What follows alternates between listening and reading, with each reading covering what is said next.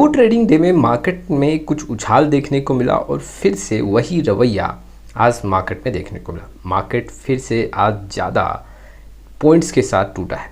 आज भी मार्केट में करीबन 2% के आसपास का गिरावट देखने को मिल रहा है। आज कहाँ कहाँ सबसे ज़्यादा दबाव देखने को मिला, किन कारणों से दबाव ये बढ़ रहा है और आने वाले समय में क्या ये मार्केट में जो गिरावट हो रहा है ये रुकेगा या नहीं रुकेगा, किन पॉइंट्स पे यहाँ पे निर्भर करता है। म्यूचुअल फंड इन्वेस्टर को यहाँ पे क्या करना चाहिए, इसके बारे में विश्लेषण रखेंगे। चलिए शुरुआत करते हैं। लेकिन आप में से बहुत ऐसे इन्वेस्टर हैं जिनको पोर्टफोलियो रिव्यू और डिज़ाइन को लेकर प्रॉब्लम है। डिस्क्रिप्शन बॉक्स में आए डिटेल चेक करें और व्हाट्सअप नंबर के थ्रू हमारे साथ जुड़ सकते हैं। आज मार्केट में अगर दबाव देखें तो करीबन 2.09% का यहाँ पे गिरावट देखने को मिला। निफ्टी 50 की बात करूँ, वहीं सेंसेक्स जो है वो करीबन 1700 पॉइंट टूटा है। 2.25% का गिरावट सेंसेक्स में देखने को मिला है। निफ्टी मिड कैप 100 की बात करूं तो यहाँ पे जो गिरावट है वो करीबन 2.23% के आसपास है। यहाँ पे 100 स्टॉक्स में अगर आप देखोगे तो करीबन 90 ऐसे स्टॉक्स हैं जो लाल निशान में देखने को मिले हैं और 8 से 10 स्टॉक्स यहाँ पे पॉजिटिव देखने को मिले। वैसे ही अगर मैं निफ्टी स्मॉल कैप की बात करूं तो निफ्टी स्मॉल कैप 100 में जो आंकड़ा है वो 1.74% डाउन देखने को मिल रहा है। यहाँ भी अगर आप नोटिस करोगे तो करीबन 76 ऐसे स्टॉक्स हैं जो गिर के बंद हुए और काफ़ी बड़े फिगर में गिरावट देखने को मिला और करीबन 16 से 17 ऐसे स्टॉक्स हैं जिसमें हमें पॉजिटिव आंकड़े देखने को मिले। निफ्टी 50 की बात करूं जो यहाँ पे दबाव देखने को मिल रहा है उसमें जो अधिकतर स्टॉक्स हैं वहाँ भी अगर आप नोटिस करोगे तो दबाव में काफ़ी बड़े फिगर में देखने को मिले और निफ्टी 50 में सबसे ज़्यादा दबाव ऐसे स्टॉक्स के चलते देखने को मिला। श्रीराम फिनांस आज करीबन 5 से 6% टूटा है। मैं TMPV की बात करूं तो करीबन 4 से 5% यहाँ भी गिरावट है। रिलायंस भी 4 से 5% टूटा है। वहीं पे इंटर ग्लोबल एविएशन भी 4 से 5 और बजाज फिनांस भी करीबन 4 से 5% टूटता हुआ देखने को मिला है। ऐसे दिग्गज स्टॉक्स में इतने बड़े फिगर में गिरावट हो रहा है, इसके चलते निफ्टी 50 में भी काफ़ी ज़्यादा प्रेशर बना हुआ। देखो आज के दिन देखें तो फिर से अगर आप देखोगे तो इन्वेस्टर का जो सेंटीमेंट्स है वो काफ़ी नेगेटिव देखने को मिल रहा है। पिछले 5 साल का आंकड़ा देखें तो अगर मैं इंडिया विक्स का चार्ट देखूँ तो 5 साल के आंकड़ों के हिसाब से सबसे ऊपर अभी इंडिया विक्स का आंकड़ा देखने को मिल रहा है। 26 से भी ऊपर देखने को मिल रहा है। और देखो यहाँ पे ये डेटा शो करता है कि इन्वेस्टर का जो सेंटीमेंट्स है वो काफ़ी नेगेटिव है। यहाँ पे बिकवाली काफ़ी ज़ोरों से हो रही है। अब ऐसे स्थिति में यहाँ पे जो खरीदारी होनी भी चाहिए, जी हाँ, FII के साइड से वो भी नहीं देखने को मिल रहा है। DI के साइड से भी बहुत ज़्यादा खरीदारी नहीं देखने को मिल रहा है। देखो अगर मैं FII के साइड से देखूँ तो बिकवाली काफ़ी बड़े फिगर में है, उसके चलते भी मार्केट में काफ़ी ज़्यादा प्रेशर बन रहा है। देखो अगर अभी जो अमेरिका और ईरान के बीच में ये प्रेशर बना हुआ है, जो मिडिल ईस्ट में ये टेंशन चल रहा है, अभी कोई समझौता यहाँ पे नहीं देखने को मिल रहा है।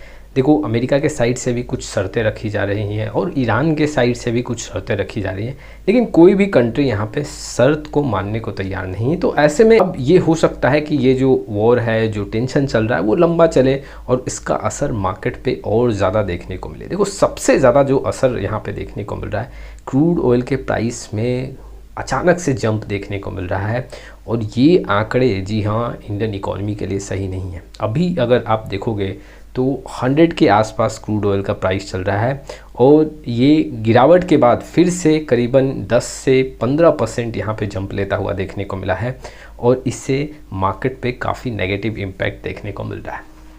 और अभी जो न्यूज़ निकल के आ रहा है, आने वाले समय में क्रूड ऑयल का प्राइस है इसमें और ज़्यादा इजाफा हो सकता है और इसके चलते मार्केट में और ज़्यादा यहाँ पे आपको दबाव देखने को मिल सकता है। अगले रीजन की बात करूँ तो अगर आप नोटिस करोगे तो इंडियन करेंसी अपने लाइफ टाइम में सबसे कमज़ोर देखने को मिल रहा है। अगर मैं US करेंसी से यहाँ पे कंपेयर करूँ, यहाँ पे आंकड़े काफ़ी कमज़ोर हैं और इसके पीछे बहुत सारे रीज़न हैं जिसके चलते जो एक इंडियन करेंसी है वो कमज़ोर होता हुआ देखने को मिल रहा है। लेकिन इससे भी आने वाले समय में, जी हाँ, मार्केट पे और ज़्यादा नेगेटिव इम्पैक्ट देखने को मिल सकता है। उसके साथ ही साथ देखो बहुत ऐसे रिसर्च एनालिस्ट हैं, अब उनका मानना है कि धीरे धीरे अब इन्फ्लेशन अपना यहाँ पे जड़ मजबूत करेगा, इन्फ्लेशन का दबाव देखने को मिलेगा। यहाँ पे क्रूड ऑयल के प्राइस के इजाफा के चलते बहुत ऐसे प्रोडक्ट हैं जो आप डे टू डे यूज़ कर रहे हो, उसमें आपको चेंजेस होते हुए देखने को मिलेंगे, वो बढ़ता हुआ देखने को मिलेगा। तो धीरे धीरे इन्फ्लेशन का मार जो रिटेल इन्वेस्टर हैं जो वहाँ पे मिडिल क्लास के फैमिली के लोग हैं उनके पॉकेट पे भी असर करता हुआ देखने को मिलेगा। और ठीक उसका इम्पैक्ट जी हाँ इंडियन इकोनॉमी पे भी होगा और इंडियन स्टॉक्स मार्केट पे भी देखने को मिलेगा। एनालिस्ट यहाँ पे ऐसे स्टेटमेंट दे रहे हैं, ये भी जो इन्वेस्टर का सेंटीमेंट्स है उसको डिस्ट्रॉय कर रहा है और यहाँ से बिकवाली काफ़ी ज़्यादा देखने को मिल रहा है। लोग यहाँ पे जो काफ़ी लंबे समय से मार्केट में जुड़े हुए हैं वो या तो अपने प्रॉफिट बुक कर रहे हैं, बहुत ऐसे इन्वेस्टर हैं जो डायरेक्टली स्टॉक्स में पार्टिसिपेट करे हैं, लॉस हो रहा वो भी अपना माल काट रहे हैं।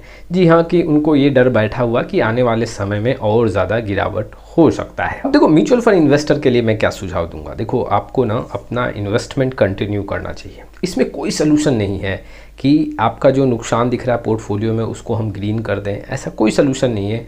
बस आप इंतज़ार कर सकते हो। जैसे आप ये समझो कि अभी मार्केट में और ज़्यादा गिरावट आने वाला है और ऐसे में अगर आप अपना माल बेचते हो, अपना म्यूचुअल फंड रिडीम करते हो, तो नुकसान जो होगा उसका भरपाई आप आगे नहीं कर पाओगे। आपको यहाँ पे बस ज्यों का त्यों मार्केट में बने रहना है और उसके साथ ही साथ आप अपने स्ट्रैटेजी में बदलाव करें, जैसे कि लमसम का स्ट्रैटेजी हो, SIP का स्ट्रैटेजी हो। आप कुछ यहाँ पे बदलाव करें जिससे आप ज़्यादा यूनिट इकट्ठा कर पाएँ। इस गिरते हुए मार्केट में ही आपको कुछ वहाँ पे ज़्यादा यूनिट इकट्ठा करना है जो आने वाले 1 साल 1.5 साल में आपको वहाँ पे कुछ अच्छा रिटर्न शो करेगा।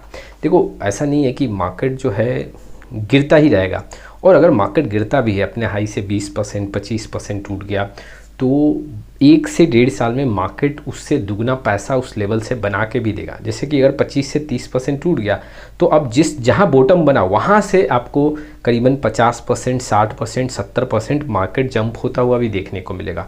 तो उस समय जहाँ पे मार्केट बॉटम बन रहा है उसके आसपास अगर कुछ आप खरीदारी करके रखते हो तो आपको मार्केट में सबसे ज़्यादा पैसा बनेगा और आपके जो भी पोर्टफोलियो हैं, चाहे वो म्यूचुअल फंड की बात कर लो या स्टॉक्स की बात कर लो, उसमें जो आपका नुकसान का एक लेवल है बहुत जल्दी रिकवर होता हुआ भी देखने को मिलेगा। देखो मैं इन्वेस्टर को यहाँ पे एडवाइस करना चाहता हूँ कि तैयारी आपको पूरा करके रखना है। मार्केट अनसर्टेन है, कोई नहीं बता सकता कि कितना गिरेगा, लेकिन जो अभी सिनेरियो दिख रहा है उसमें तो यही सिचुएशन निकल के आ रहा है कि मार्केट में अभी और ज़्यादा दबाव देखा जा सकता है और ज़्यादा बड़े फिगर में गिरावट देखने को मिलेगा। देखो अगर आप नोटिस करोगे तो मार्केट में कुछ दबाव हुआ, फिर 3% 3.5% मार्केट जंप हुआ, फिर गिरावट हुआ, फिर आप देखोगे तो 3-4% के आसपास मार्केट जंप हुआ और फिर आज गिरावट देखने को मिला।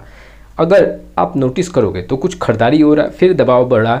अब यहाँ से दबाव जो बढ़ रहा आने वाले समय में अगर कुछ यहाँ पे डील नहीं हुआ अमेरिका और ईरान के बीच में तो आने वाले ट्रेडिंग डे में गिरावट का फिगर और ज़्यादा देखने को मिल सकता है और इन्वेस्टर के लिए सही नहीं है। लेकिन आप कोई भी पैनिक सिचुएशन में आके आप अपने म्यूचुअल फंड को रिडीम नहीं करना, लंबे समय के लिए आप यहाँ पे बने रहना। तो ये कुछ विश्लेषण थे जो इन्वेस्टर के लिए इंपॉर्टेंट थे। आपका क्या राय इस वीडियो को लेकर कमेंट बॉक्स में जरूर आए। फिर मिलेंगे एक नए वीडियो के साथ, तब तक के लिए जय हिंद जय भारत।